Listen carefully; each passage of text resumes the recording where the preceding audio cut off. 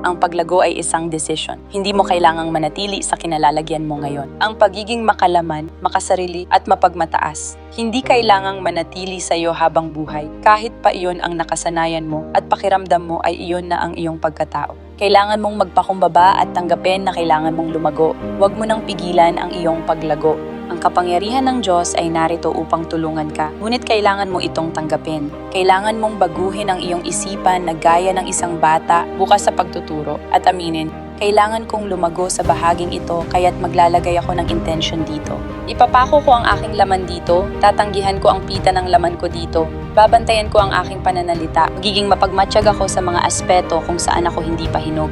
Panahon na upang tumugon sa tinig ng Espiritu na nagpapakilos sa iyo, maging masunurin at lumapit sa Diyos at sabihin, naging makasarili ako sa bahaging ito, naging mapagmataas ako sa bahaging ito. Ayoko nang manatili sa ganong pagkatao. Nais kong lumago, kailangan kong lumago. Nais kong maging higit na kawangis mo, Jesus. Kailangan ko ang iyong tulong. At pagkatapos, gawin mo ang intensyong lumago. Kaya't hinihikayat kita, huwag kang maging kampante, huwag kang magmataas. Maaaring pinagpala ka ng Diyos. Maaaring dinala ka niya sa isang posisyon o antas. Hindi yun selyo ng pag-aproba na wala ka nang kailangang baguhin. Dapat kang maging masigasig sa iyong espiritual na buhay upang matukoy ang mga bahagi kung saan ka nanatiling hindi umuusad at simulan ng tunay na paglago.